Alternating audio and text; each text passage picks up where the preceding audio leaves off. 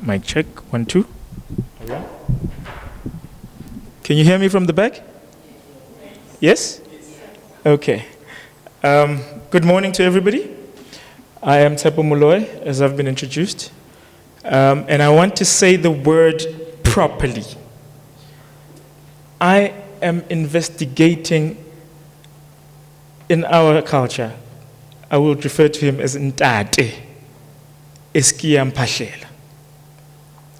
Eskia Mpashela. She could not pronounce it properly, so I am emphasizing it. It's Eskia Mpashela. So, Ntate Mpashela has basically been one of our most prolific African philosophical thinkers emanating from South Africa. However, he has been dismissed and reduced to nothing less than an African literature writer. Now, my study says we have been criticized in the literature of international relations theory that there are no African voices.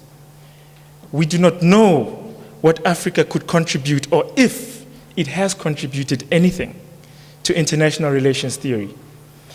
Now, my study seeks to investigate what can Africa contribute. And so I took a decision to actually locate this particular philosopher. And as I say in my slide, just to clear the air, you'll see at the bottom, it says Africa has got something to say. Because the question is put out there, has Africa got anything to say?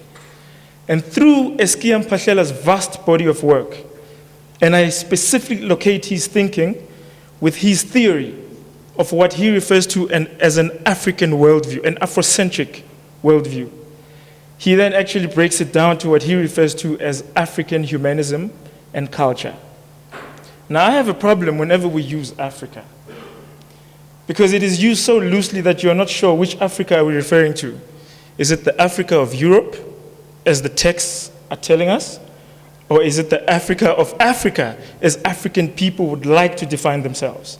And I find that what we always do with this Africa is it's always an Africa as per the scholarship based on Western centricity.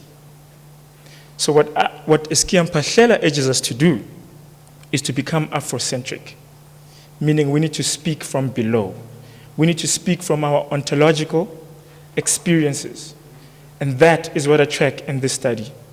Of course, I'm hoping in this study to bring out an avenue to reimagine how we can actually begin to speak about international relations theory from below. To the judges and to everybody, I thank you.